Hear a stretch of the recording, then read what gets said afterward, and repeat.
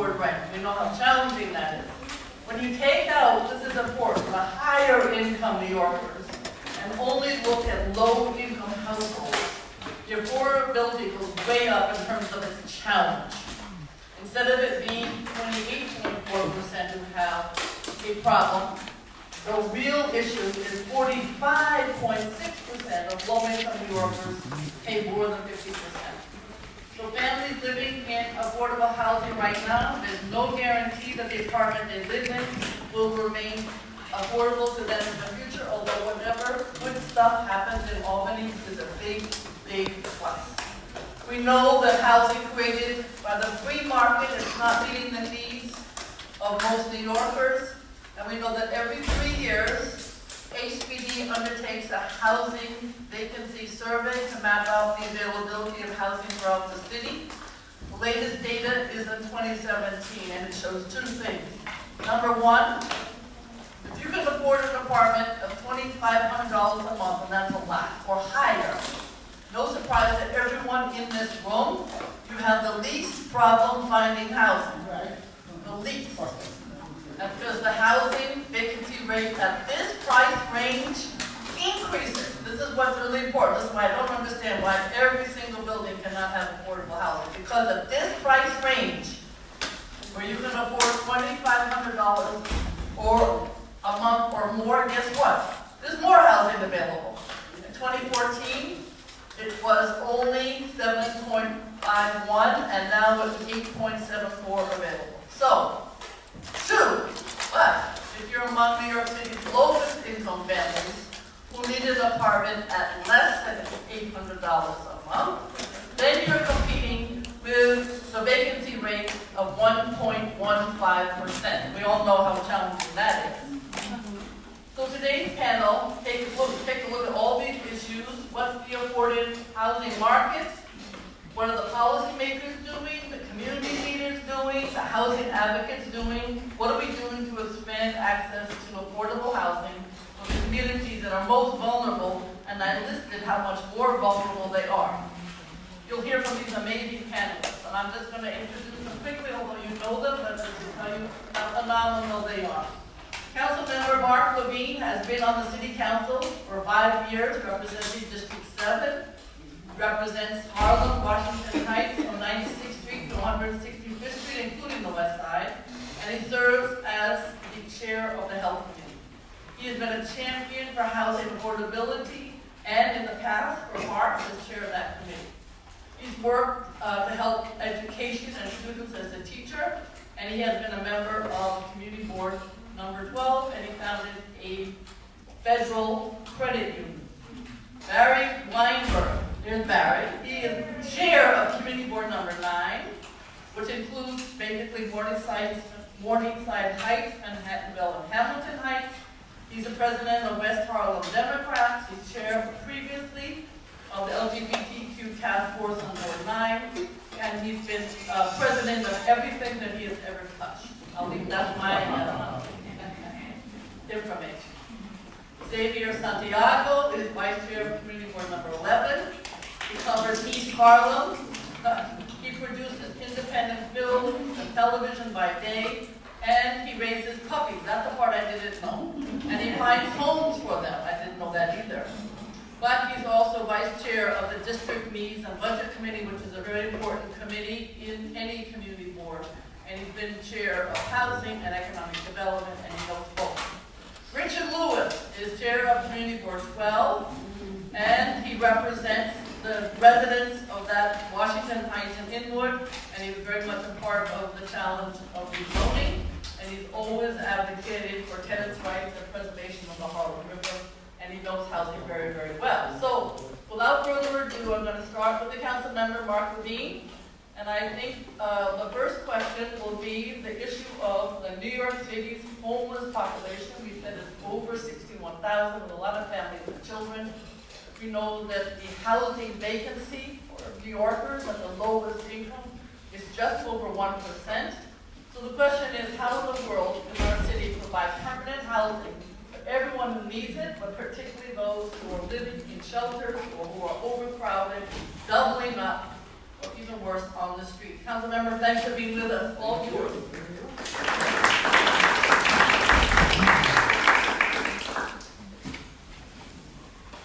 Is Gail Brewer amazing? Yes. I want to thank Palante and Elsia Vasquez. I don't know if Elsia's in the room. She might be busy. There she is. Tenants need a fighter, and they have that in Elsia and Palante. She will stop at nothing to win on behalf of tenants. Let's give her another big round of applause. Creo que hay traducción simultánea disponible, así que vengan a buscar su aparatito. Y esto va a seguir siendo en inglés, pero para que sepan, ahí tienen su traducción.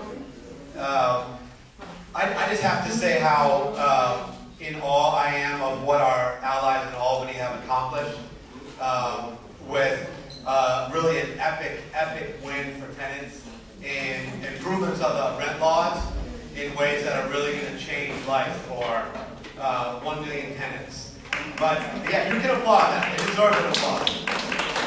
But we have learned the hard way that I've got to choose over the translation.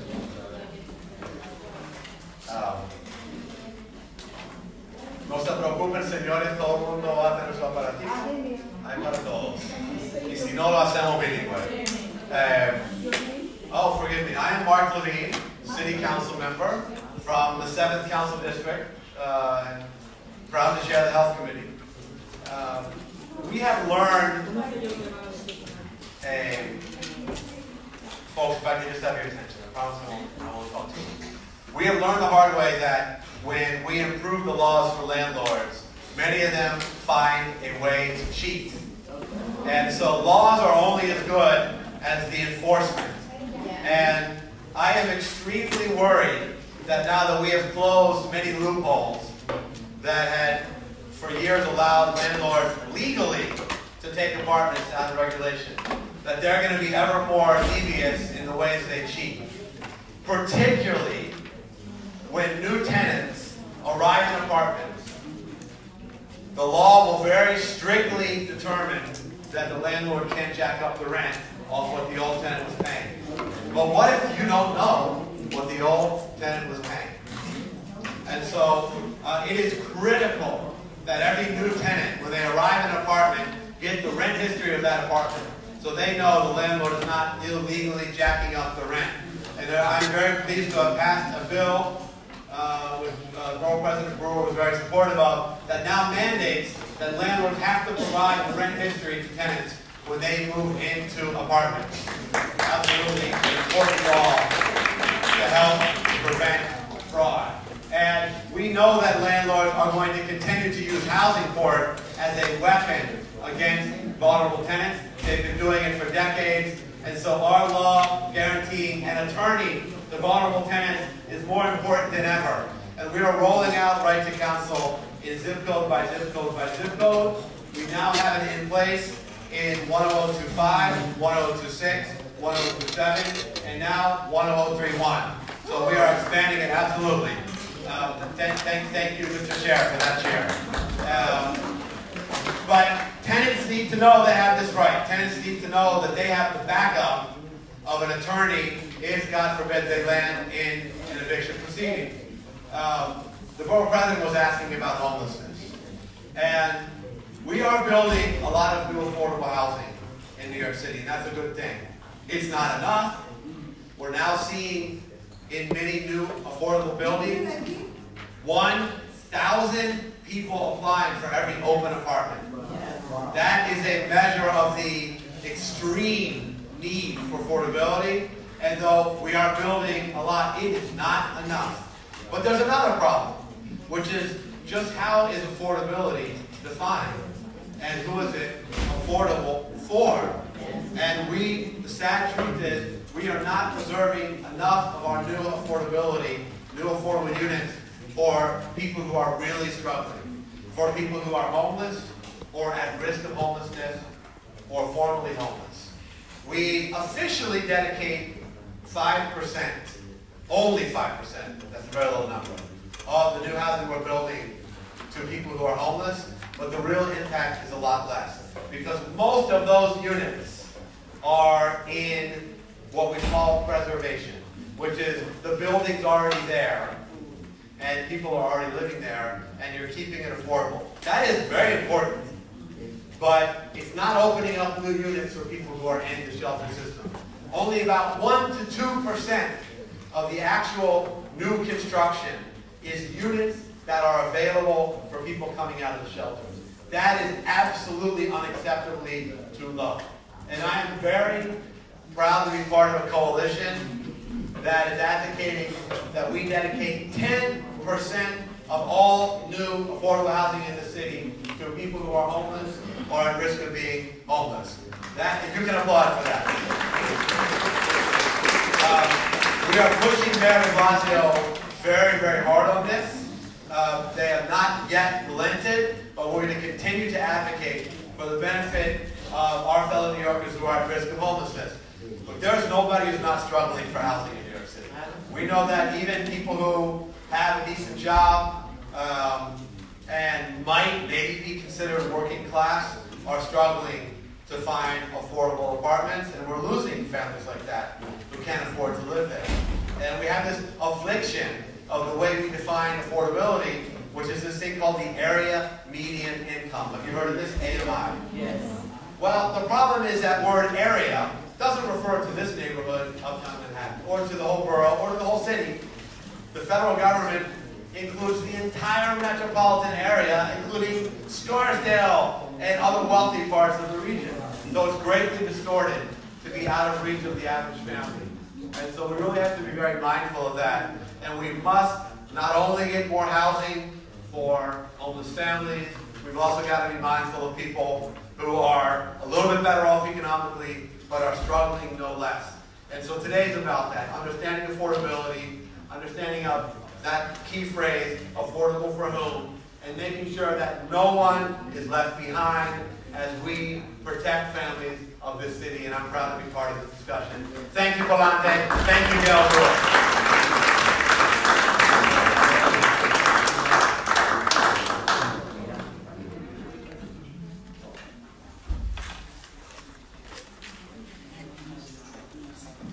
Hello, everyone. La Macatan Hillsborough got ahead of me because I was running late. My name is Elsie Vasquez. I'm the director of Palante Harlem. How's everyone doing today? Just a show of hands. How many is it? Who's is it first day at the conference today? Wow. Oh wow! But you guys missed a lot. Yeah. So next year, make sure that you come early. Register. Give us your email address. This way you get the whole schedule. There's so many resources the last 2 days. It's amazing. Again, my name is Elsie Vasquez. I'm the founder and executive director of Palante Harlem. Palante Harlem stands for People Against Landlord Abuse and Tenant Exploitation. Palante in Spanish means move forward. So regardless of the circumstances that you might be presented right now, you continue to push forward until you get there. With us today are great panelists. Our very own Gail Brewer. Can I get a big round of applause? I'd like to call her La Macatan for those of you that speak Spanish. You don't know what that means. And of course, you know our council member Mark Levine. Our community board 9 chair and very own Barry Weinberg. Vice chair Xavier Santiago from Community Board 11. And our very own Richard Lewis. He's the chair of Community Board 12. You probably noticed that I did not say our very own Xavier because we're going to get him to work with us. Then we'll say our very own Xavier Santiago. But he has been here several years already helping us out, so I should have said that because he is our very own as well. We're just going to make him work harder. This conference, throughout these past 3 days, over 700 people have come here, not including you guys. And we would not be able to do it as an organization if it wasn't because of our volunteer base, because of our youth. And they're right here. I want you guys to get a big round of applause.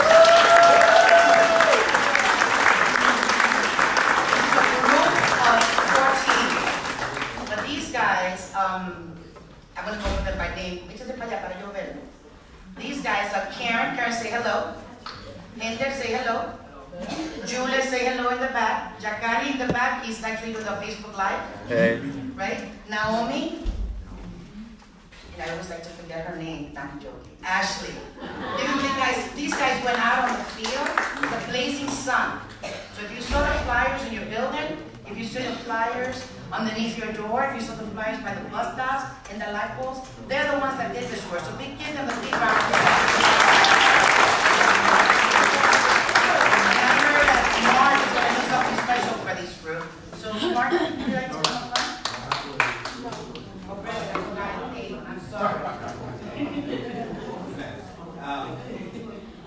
Well, we want to honor these young emerging leaders who give us great hope for the future of the tenant movement uptown. So Gail and I would like to first call up Reverend Sidney. We have an official citation.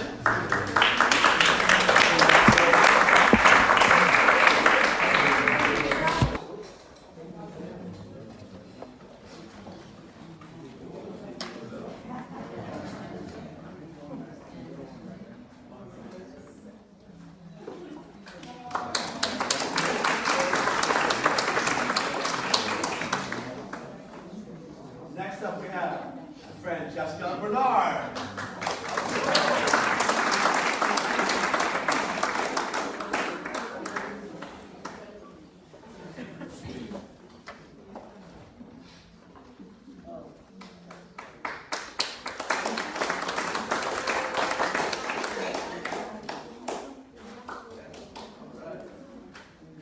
Next up, let's join me in congratulating Cesario Valles.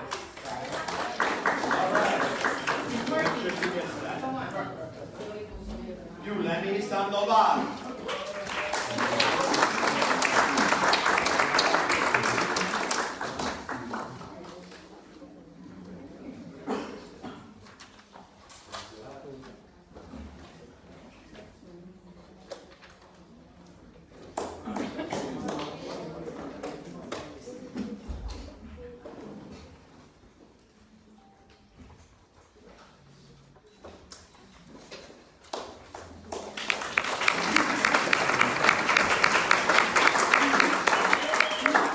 Next up we have Karen Piera.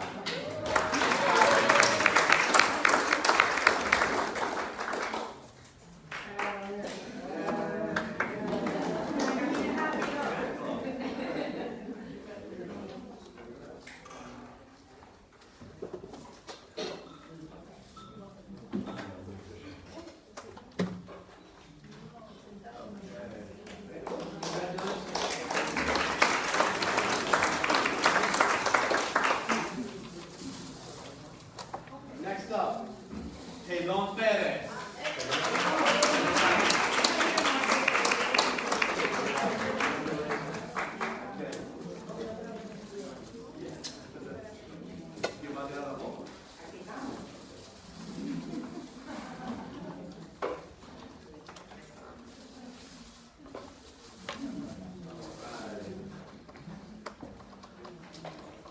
Next up, Ender Peralta.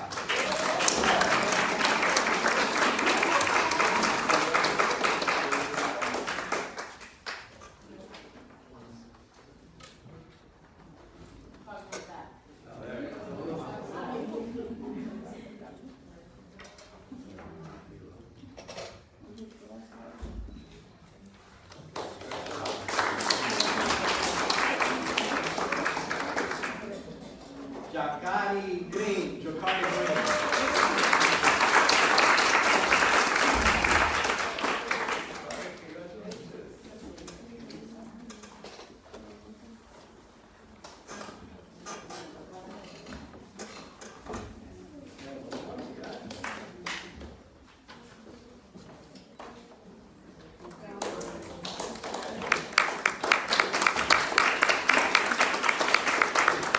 Boy, Elsa, you had a lot of volunteers. Impressive.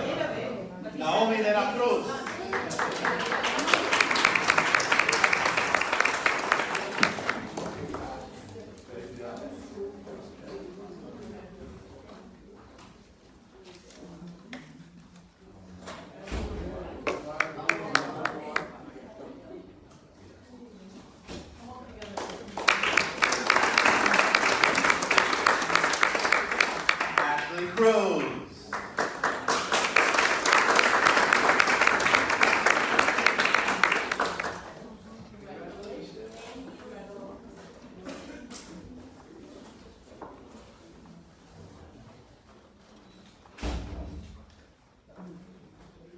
And you say the best for last. Jose Cava. All right, well, let's give them all another big round of applause.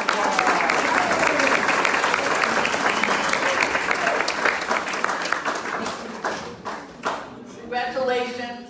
I am a huge fan of interns. I have 128 in my office this summer, so I believe the work is so important.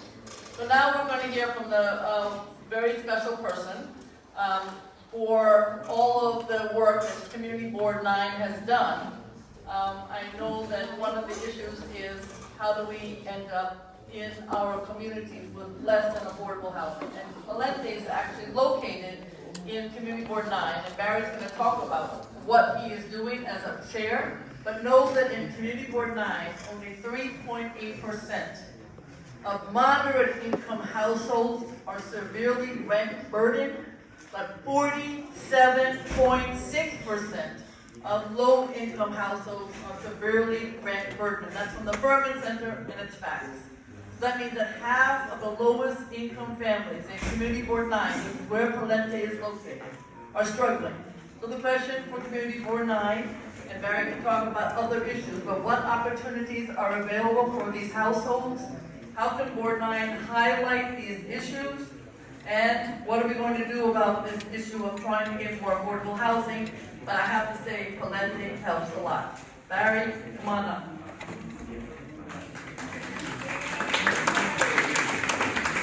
Thank you very much, Borough President.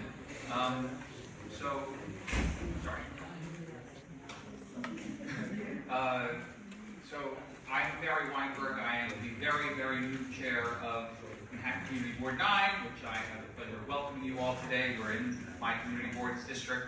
The district stretches from 110th Street to 155th Street and is on the west side of Manhattan, west of Edgecombe, St. Nicholas, and Morningside Avenue.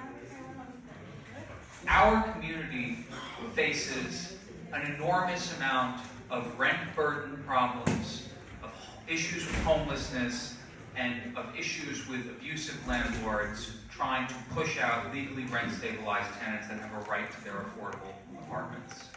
And as a community board, it is our job not just to react to problems and react to proposals, be it new developments, be it rezonings, be it special permits, but I believe, and Board 9 believes, that it is our job to proactively find solutions and ways to address these issues.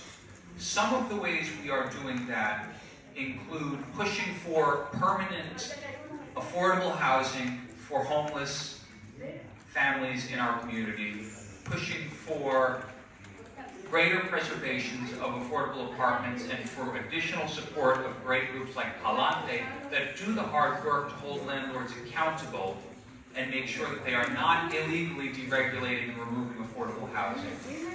And pushing for a neighborhood rezoning in the southern third of our district, Morningside Heights, from 110th Street to 125th, that does not result in a giveaway to developers, but instead results in the protection of existing affordable housing and in the creation of new affordable housing. Those are some of the major initiatives that we have on our plate in Board 9. Board 9 was also very active in testifying both before the City Planning Commission and the City Council when zoning for quality and affordability and mandatory inclusionary housing were proposed. We fought CQA because we thought it was a giveaway to developers, and we supported with reservations and conditions mandatory inclusionary housing because we knew that the affordable housing that will result from MIH is not affordable to the people in our neighborhoods. Over 50% of this neighborhood earns less than $50,000 a year. A sustainable rent for $50,000 a year is a little over $1,300 a month. That is not the bulk of the affordability we will be getting with MIH. So, we fight for deeper affordability when developers come to our communities. We fight for deeper subsidies from HPD, and we fight for we actually fight against additional homeless shelters being constructed in our district, which is not a popular thing to do because these are our families and they are homeless and we need to help them. But we say to the city government, why are you using our tax dollars to build shelters that then are going to be filled with people who are homeless but won't have it as their home? A shelter is not a home. Why don't you take that money and build the real solution to this, which is permanent, affordable, and supportive housing for people who are homeless? That's what we want to see we welcome these families, many of whom come from our neighborhood, into our neighborhood. But we want it to be a real solution and not something where they are warehoused in a shelter and then cycled out when their time is up in the shelter. So that is what we do as a board. We also proactively reach out. Community Board 9 does not have many vacant lots. We were very fortunate in that I have stepped into a legacy of forward-thinking, long-term thinking, preservationist-minded leaders before us that said when in the 70s and 80s this neighborhood was experiencing disinvestment and landlord flight, no, you cannot tear down those buildings. What do the tenants want? The tenants wanted to own them. So we have some of the highest concentrations of HDFC cooperatives in the city, where tenants owned the building, helped reinvest in the neighborhood, and brought it back. And we are architecturally preservationist-minded, so many of our beautiful, well-built buildings from the early 20th century still stand. So we did not have very many vacant lots, which means we do not have a lot of clear development sites. But what we do have is an enormous amount of land controlled by nonprofit institutions, including institutions of higher education and churches and other houses of worship. And so we have been proactively reaching out to them as many of them experience declining congregations to make sure they are not swindled out of their real estate and to make sure that if they are going to do something with their real estate, it is done in the mind that they are not here to profit from the community and the land, but they are here to serve and help the land and fulfill their mission, and one way they can do that is by helping address these issues. But I also want to address something that we hear a lot, either from developers or from city agencies who say, well, you just can't do that. You can't do that because of property rights. You can't do that because that's not how the system works. When they say that, when they tell us and when they tell you that you can't do that, they are defending a system that does not view people as people and does not view homes as homes. They don't view your apartment as a home. They view it as an asset, and they view you as a revenue source. And to them, it does not matter that this is a system that produces 61,000 homeless individuals in our city while lining the pockets of developers and landlords, because that's the way it's supposed to work. They don't see a problem with that, and we do, and we have no problems or qualms with responding to them when they say, we just can't do that. Well, why not? Why is your system that produces 61,000 homeless individuals in this city and massive profit for landlords, why is that system more valid than a system that protects the rights of families, that recognizes their dignity, that recognizes a right to an affordable home? It's not just an apartment, it's a home. It's where we live, and the law has recognized that that has special rights and protections deserved, and that's why the progress we've made in Albany is so important. So we want homes for homeless families. We want affordable homes for people who live and work in this district. And these are some of the ways that we are trying to address it. Rezoning Morningside Heights to produce true affordable housing. Pushing for construction of deeply affordable housing and supportive housing for homeless families. And proactively reaching out to houses of worship and other nonprofits in the neighborhood that do own land that could be considered a soft site for development potential. But finally, also supporting groups like Palante that do the hard work of organizing people and building a movement that fights for the right to an affordable home. So I hope that answers the question. But that's what we're doing for 9.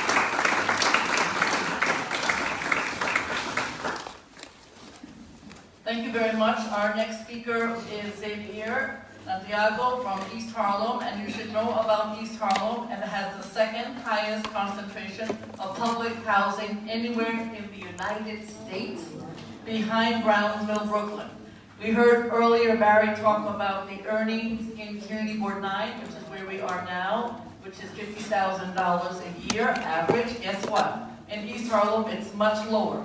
The neighborhood's median income is $37,470. It is the 48th lowest out of New York City's 59 community boards. In addition, and I know this only too well, East Harlem is participated in a rezoning in recent years, and that means good and bad, because it has spurred development for housing, but is it affordable housing to the household income that I just gave you? So with all of these factors, how is Community Board 11 working to ensure affordable housing remains accessible to East Harlem residents? And we couldn't have a better speaker. Come on up, Xavier. Thank you.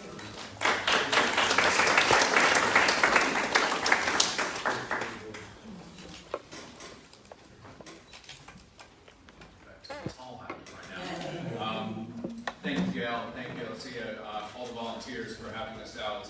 Valente, you do the work.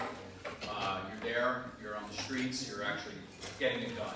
And I want to say something is that as someone who's literally walked all the blocks in our community district in CB11, corner to corner, I can say that's the most important thing that you can actually witness and see what's happening. Now, there are two things I want to talk about before I jump in, because there's a common theme we're hearing today. This is something my dad taught me. Knowledge is power, power is control. Can everyone say that with me?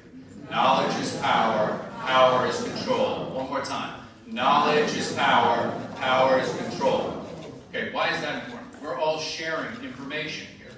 We're giving you that knowledge. That's going to activate you.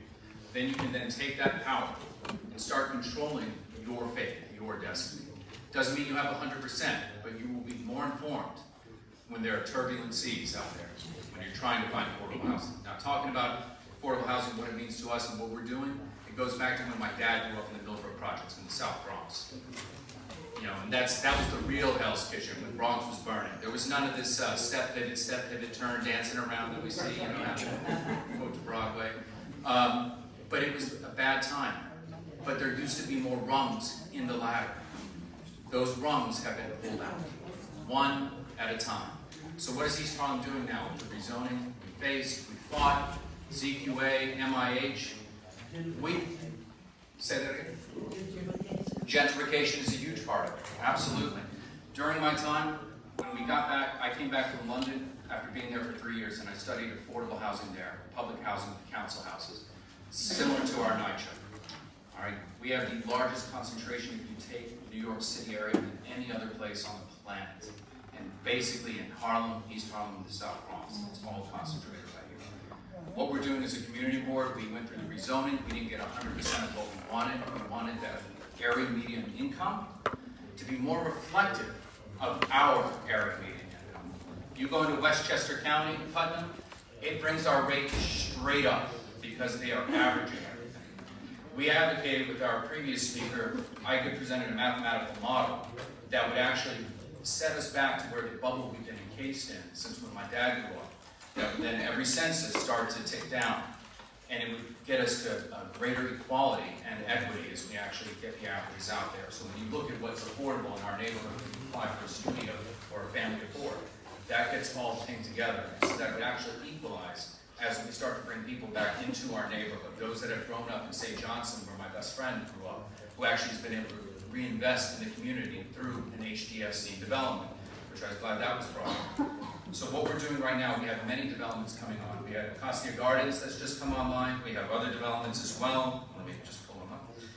Sendero Verde, Lexington Gardens. These are all affordable housing developments.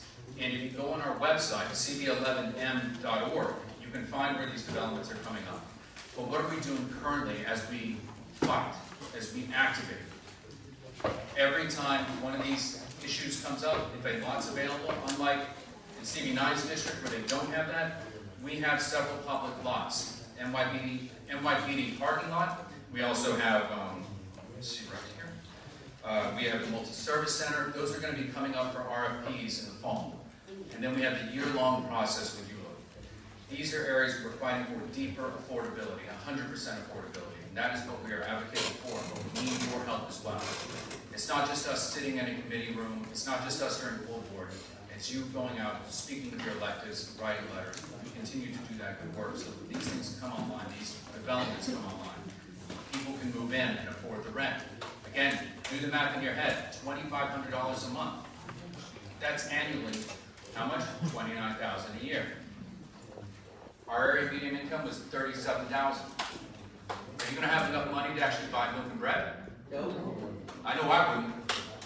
All right? So this is the thing. This is why we're fighting for this. But to get on our public land, we are advocating for 100% affordability. 20, 30% was just severely low, moderate. Then we go up to 125, 160, et cetera, and so on. We start looking at that to balance it out so that people can actually, who have grown up in the developments, in Johnson and Taft and others, can actually go on, get an education, and find ways back into our communities so they can reinvest their time. So again, I thank you very much. Valente, Garcia, Gail, thank you.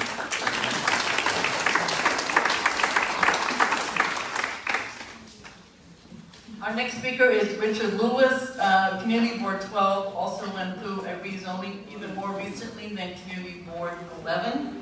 And so we want to hear how the Community Board is facing and dealing with potential residential development projects that result from the rezoning and any other way in which Community Board 12 can figure out how to make current residents be able to afford the community. Thank you very much, Richard Lewis.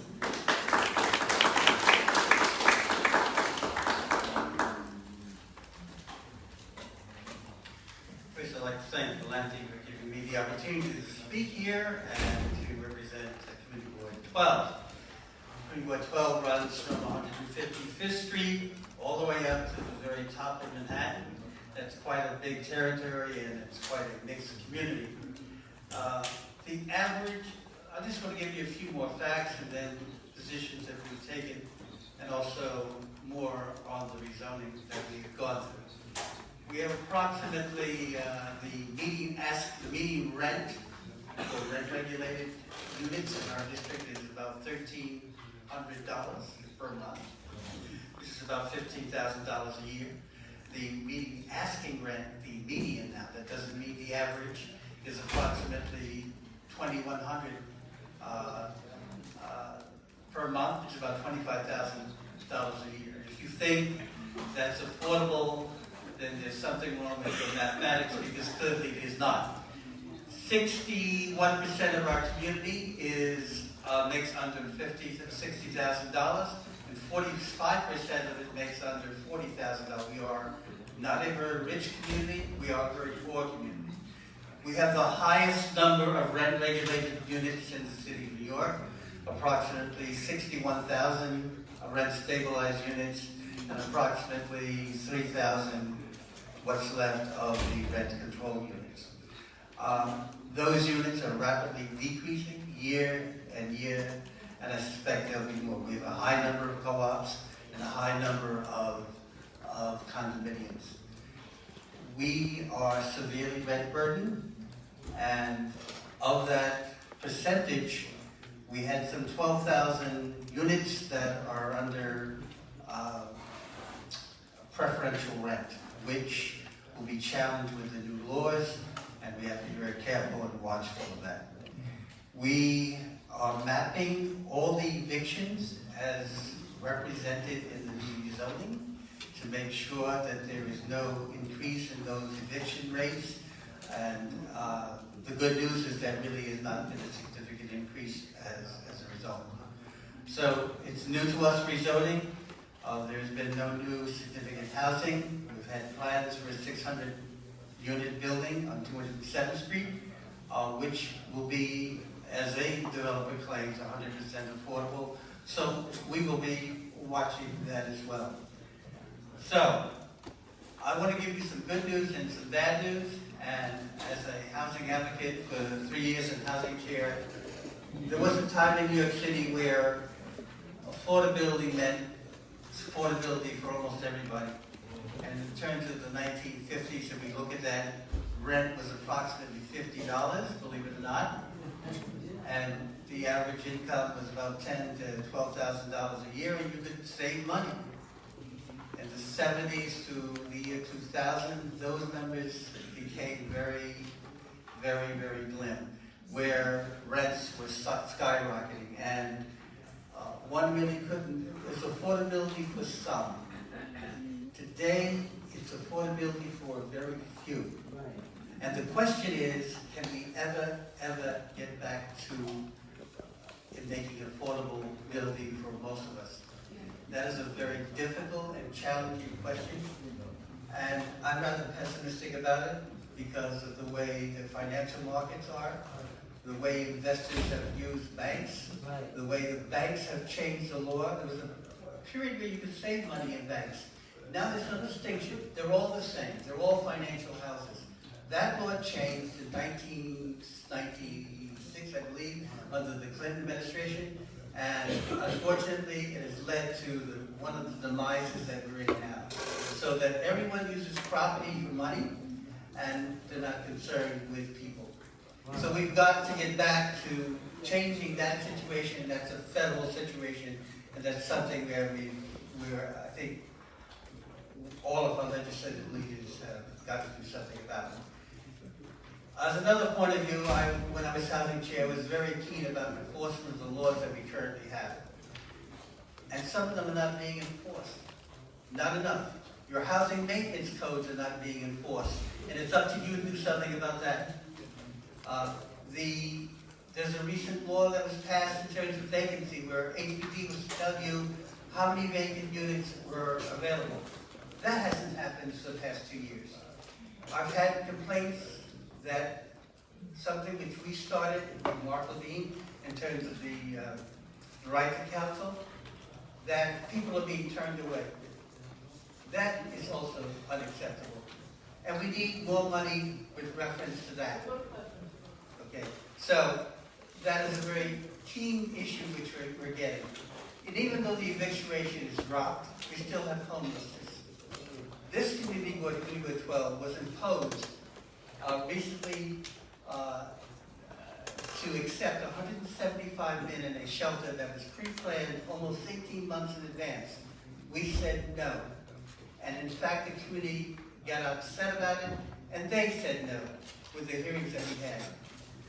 Today, because of the unification of all the politicians and the electeds, that shelter is being turned into a better kind of a unit for about 175 women and families, which means that they've got to put into that building housing units so that people can transition to living in decent homes.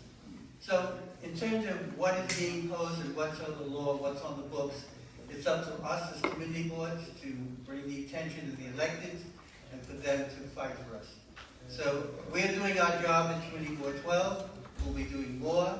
And although we're on recess, we're still here fighting for our community.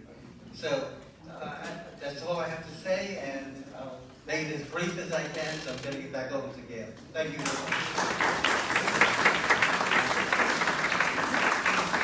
In just a few minutes, we're going to go to your questions, so make sure you have them. I just want to ask 2 quick questions of the council member. I'm going to run down this very fast. The issue is to talk a little bit about your wonderful law on right to counsel, how it's working or not working, and what more can be done, number 1. And number 2, on the homeless issue, you may or may not know, but just so you understand it, it's very frustrating to know that the funds go to temporary housing.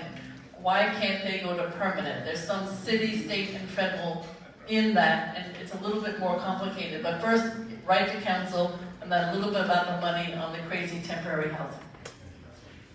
Well, thank you, Gail. And New York City, I am very proud to say, is the first place in America which now guarantees an attorney for all tenants facing eviction in housing court. And already other places in America are following our lead. San Francisco has now passed this law. Newark has implemented it. And many other cities are looking to follow our lead. This is a really big undertaking because, unfortunately, we have had historically over 200,000 eviction cases a year. So that is a lot of lawyers to hire up. and it's actually a 5-year phase-in. We are about a year and a half in, almost 2 years in at this point, and we are adding zip code by zip code based on where the greatest need is and based on where the most families are ending up in the homeless shelter system. And so in Manhattan, as I mentioned, it's 102.5, 26, 27, 30, and now 31. And if you live in one of those zip codes, and if God forbid you are facing an eviction, when you go to housing court, there will be a legal aid provider there ready to match you with an attorney. Now, if you are in one of the other zip codes outside of those that I mentioned, then this program has not yet been fully implemented. We're getting there. It's being added zip code by zip code. Which zip code are you, ma'am? I'm in the Bronx, 10457. So actually, I don't know offhand all the Bronx zip codes. Okay. But we're adding more rapidly, and I'm hoping yours will be in the next group. Okay, what about the homeless housing money? Okay. We'll get to the old question. Go ahead. Well, just very quick, the last thing, Gail. Even if you do not live in one of the zip codes where Right to Counsel is up and running, there are still many programs available for legal service for free. And so you should not give up. You should call your local council member, your local community board, your borough president, and we have many ways to connect you to legal assistance, even if you're not in one of the zip codes. So I just want to put that out there. Now, a lot of the money that is funding both our homeless services and our affordable housing money is coming from the federal government through the Housing and Urban Development Department, HUD. And we don't set those rules. Some of those rules are good, and some of those rules are bad. We try and supplement it with state money and city money where we have more flexibility and where we can write the rules. But there are certain streams of money that only fund homeless shelters, and there are certain streams of money which only fund supportive housing. This is affordable housing that has a lot of extra services from social workers, mental health workers, substance abuse counseling, and then there are certain federal money that only funds kind of traditional affordable housing where there's no services. And so, unfortunately, we can't move that money. The federal money we can't move around. So the money we have for shelters has to go to shelters. The money that we have for affordable has to go for affordable. The money we have for long-term supportive housing, etc. It is. Just to go wrap up. Okay. We are absolutely underfunding supportive housing, which is long-term permanent housing for many people who could be at risk of homelessness, and we are underfunding traditional affordable housing. We need more of that. That is the solution. Shelters are not the solution. Permanent housing is the solution. We got to advocate to the feds to fund that, and we as a city have to step up and put much, much more money into permanent affordable housing. Barry, thank you very much. Another reason to get rid of Agent Orange, another guy with the red hair.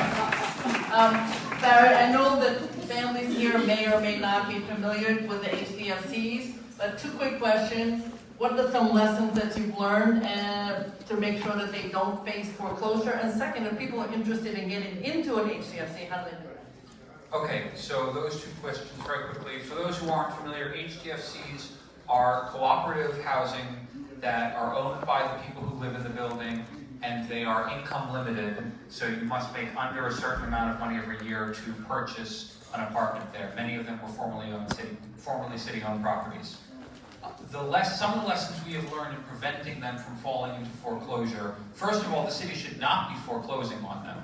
That aside, yes, and Community Board 9 has been at the forefront helping to start the HDFC Coalition, and April Tyler, our housing co-chair, has been phenomenal in doing that. But that being said, to help them from falling into that, they need additional support from HPD. HPD should not sit back and watch as they begin to accrue back taxes and water without going to see what is happening. And I believe that they need additional resources, because in regular cooperatives, in market rate cooperatives, there can be a lot of litigation. But it is unrealistic to expect HDFC shareholders to turn to a very expensive litigation process to resolve issues in building governance.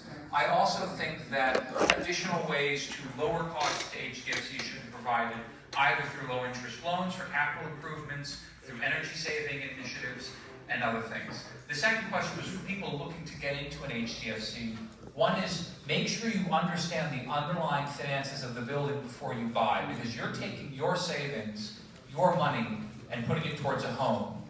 You need to make sure that home is in good physical condition, and you need to make sure that that home doesn't owe back taxes that you'll be responsible for, doesn't owe back water that you'll be responsible for, and if it does, there's a plan to work itself out of that so you don't lose your money. The other thing is to make sure that you are involved in the building or see an avenue to get involved in the building when you buy. That home, that building becomes your responsibility. You don't have a landlord anymore, and you can't say, oh, you need to fix this in my apartment. It's your apartment. You need to fix it, but you also need to participate in the life of the building where people plan renovations to common areas, new roofs, new boilers, switching to gas, facade repairs. All of that, you have to participate in a mini democracy based on the fact that you are a co-owner of that building. So know that buying into an HDFC is buying into a democracy that you then need to participate in. Because just like in our regular democracy, if you don't pay attention and you don't vote, things are going to go to hell very quickly. Xavier, I think people are interested in land trust. How many people know what a land trust is? So I think this is something, what it is, and this is what you'll hear from Xavier, it's something new, Lower East Side and East Harlem only so far. HPD's not crazy about them, but we are, because they are resident-controlled, affordable housing. That's exactly what we really, really want. So can you share a little bit about the vision of the land trust in East Harlem, and then people should contact you if they want more information. Right, thank you, Gail. So I don't actually sit on the board, but someone who actually is very much engaged is our chair, Gail Sararama.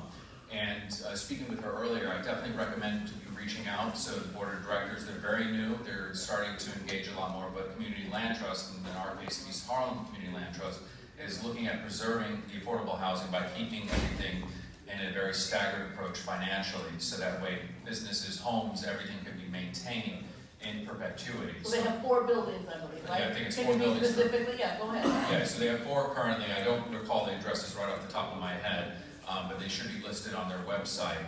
And they're right now in the, I would say, just beyond the infancy in their process. So I definitely recommend reaching out to Community Board 11, and then we can get you in touch with their board of directors for more information. But what they are looking at is another rung being put back into the ladder so that people can actually start getting up the ladder and when it comes to affordable housing. So this would just be one of many, and we just talked about HDFCs, which we have, I think, about close to 70 or so, and if not a little bit more, and 10% were actually at risk of foreclosure, and we've been working with them as well. So this, again, with Community Land Trust, this is just one platform that we're using to maintain affordability in our neighborhood. Yeah, other cities have done a lot more, other countries have done a lot more, but in these 4 buildings, the residents will control. So they'll take the money out of management that ends up being part of what your rent is. It'll bring your maintenance down. You can decide on your own. So it's something to look at. Land trust. Yeah.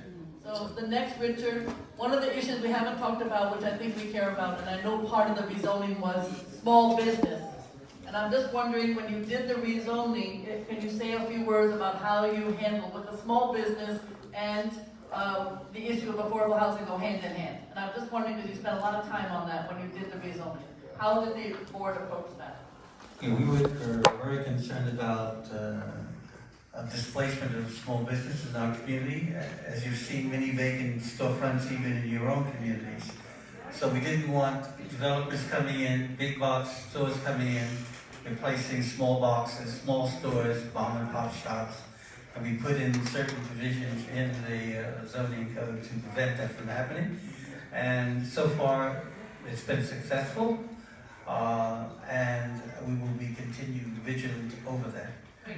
So new buildings are mandated to have small mom and pops. It's the first time, as long as they have city money or government money in them, they have to have mom and pops. That's the first time it's been done. I think you've been very instrumental in helping us in that direction, and will continue to do so. Thank you. There was a question over here to start with. Go ahead. Stand up and I'll try to repeat it.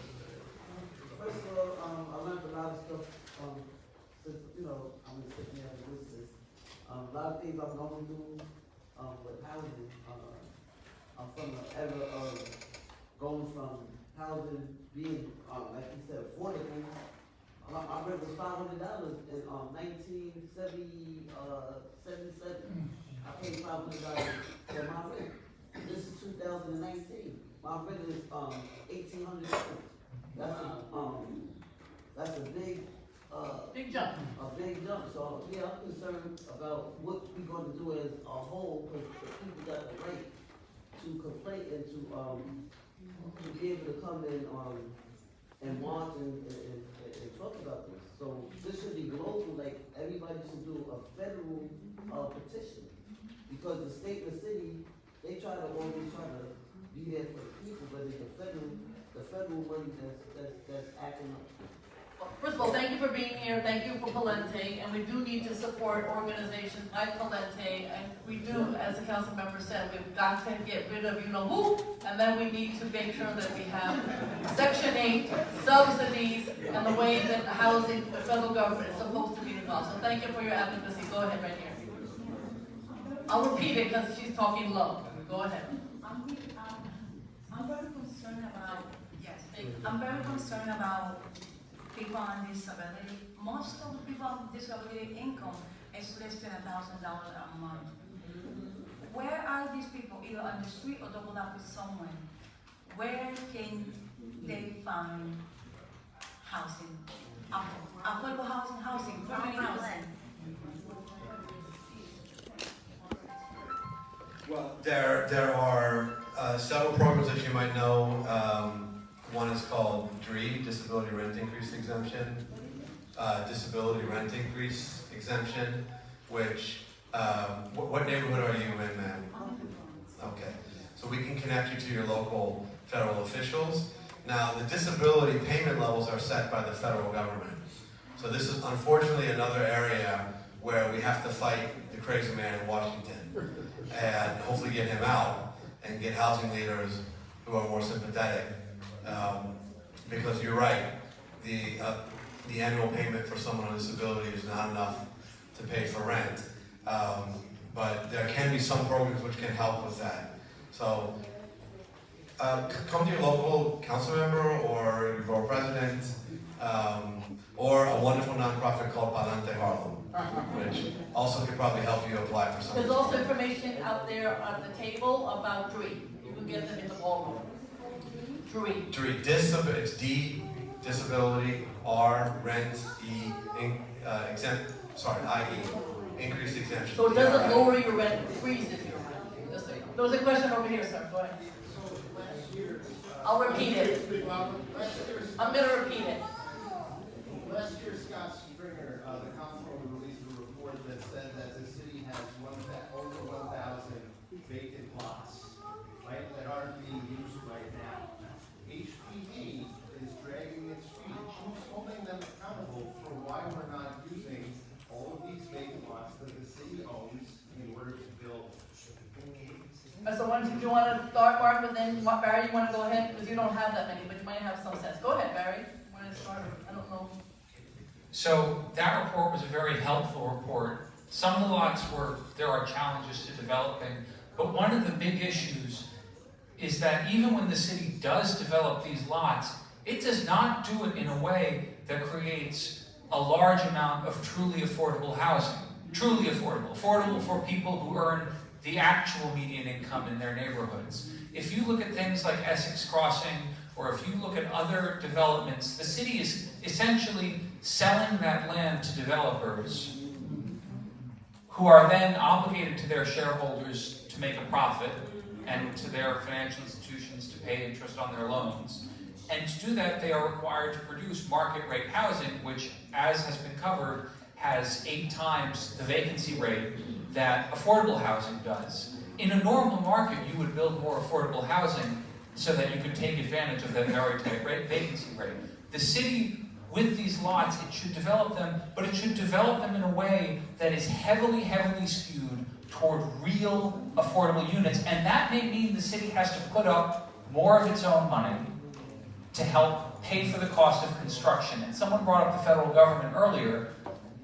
NYCHA was good housing until the 90s and 2000s, when the government systematically began cutting the budget for NYCHA so they couldn't pay for repairs. And NYCHA has a lot of operational problems, but it's the same thing. This is also the same thing. The city and the feds and the state need to get back in the game of paying for new housing to be built. If you go to London and the United Kingdom, they know that since they've stopped building new council housing, the amount of housing that the market isn't adding, so that rents are going up, is exactly the amount they stopped building in council housing. Government has a role to play in building housing, and the city needs to step up and not rely on private developers to do that work. Somebody else want to say something down there? Yeah, so real quick, we have, how many people are here from East Harlem? Anyone? Like 1, 2? Okay, so you know we have the 3. We have the West Harlem. So in East Harlem,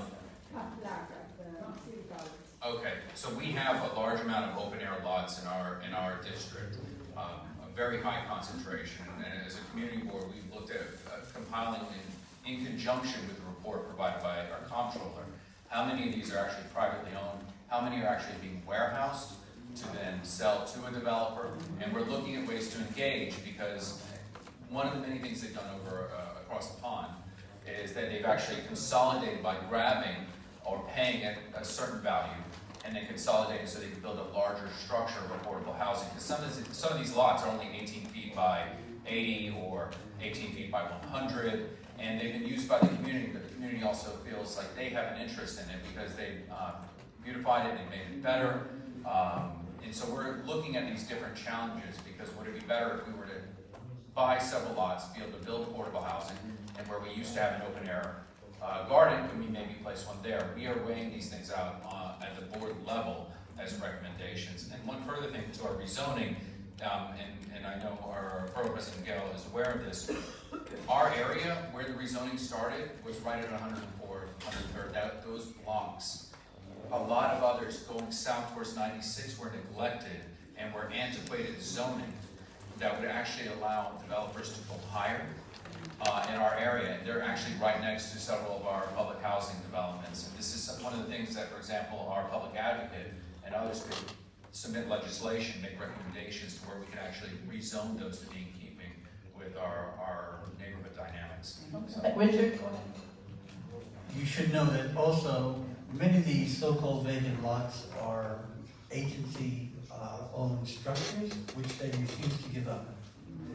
That is unconscionable, and that is something that I believe the Stringer report mentioned, and we still have done nothing about it. In our rezoning, we managed to get a few of them back, but it shouldn't take that for affordable housing. We do support cluster building, that if you get small lots, build them all together, and you'll get more affordable units rather than one massive structure. Right here, and then in the back, and then, go ahead. I'll repeat the question. Thank you. Thank you. I'm Queen. I'll repeat. Thank you. I'm Queen Mother Dr. Blakely. I'm the community mayor of Harlem, and I've been in this community for 50 years. 41 years. Question, Mother, question. 41 years right down the street. I want to know from my councilman and my borough president, I'm in the federal court, bankruptcy, Second Circuit of Appeal, and I'm determined to stay here. What would the two of you do to make that a reality for Queen Mother as an elder in the community and a black woman in the community on a low-income budget? How do you do that in supporting Queen Mother? Thank you.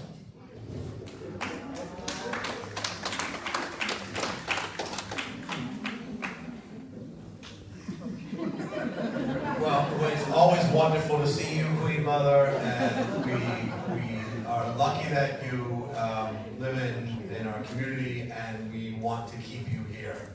You are a very important leader for the Harlem community, and it's critical that you remain here in your home. And you know that my office has been working directly with you for years now on your very difficult case, and we're going to continue to support you in every way we can. And we're happy to continue to meet with you and advise you in every way we can. We need you to stay here, and we support you in this fight. Up in the back, sir, go ahead. Okay, I'll repeat it, go ahead. based upon the information that I've received being here for the last 2 days, the same way that the city gives to the private contractors and wipe away their debt, they can do the same thing with private housing. These people don't pay any taxes, they won't have to pay any water bill, so why don't they do the same thing for public housing? So I think what you're saying is that the city should make sure that how we have support in public housing, we should make sure that there's more public in the construction industry. Try that again, because I lost you. That's not what No, tell me what he's saying. What he's saying is with the TPT program. The TPT. When the city forecloses on an HDFC and gives that building, the equity, the millions of dollars in that building, to a private developer, they also wipe out the arrears. Yeah. Why can't we do that? Give building and wipe out the tax. For the resident. Why can't they do it for the normal? Got it. Okay, now I understand. I'm sorry, I didn't know you were talking about HDFC. We're 100% behind you. I don't know if Barry wants to add anything to it, but we're 100% behind you. Somebody has to. So there is a way they can do that. It's called, for taxes, water's trickier, but it's called Article 11 tax forgiveness. It is a way that the city can give an abatement to a building on its taxes, and they can do it retroactively so they can wipe back taxes. Community Board 9 has been a big proponent of the use of Article 11 to help save distressed HDFCs. Okay? HDFCs also have to show that they're in good working order, that they're really running as a democracy, that they're really taking care of their buildings. But this is an underused tool that we are not using enough to save these HDFCs, and it makes no sense unless you are taking the side of developers, or maybe they've given them, you know, someone very high up in city office money for their campaigns. Then maybe it makes sense to give them buildings for free. But for the people, it does not make sense to do that, and that's why we need to use Article 11 as a tool to help save the HDFCs. May I suggest that perhaps it's an overused tool because we don't know about it and it's being kept secret? And which neighborhood is your building in, ma'am? I live in Forest Hill, Queens, and I see old people being put out of their buildings left and right, Can I- and going to housing for it, and ending up in shelters. Well, we'll reach out to Councilmember Kozlowitz, who's your great city council member. Our council member says she cannot favor the tenants over the landlords because she represents us. Okay? Well, we'll talk to her. Supporters are not helping. DHCR is part of the problem. They seem to be in the landlord's pocket. HPD is not helping. We are fighting this by ourselves. Well, not in Manhattan, not in the 7th Council District. We have beat back every single. Not in Manhattan, anywhere. Well, that's why I'm here. That's why I'm here today. I know that this is not just for Manhattan participants, but if you're looking for why the homeless problem has become so, has exploded, it's not because there's a lack of affordable housing, it's because one by one, people are being put out of. Can I make a suggestion? Mark and I will work with the Queens folks to kick their ass to help them.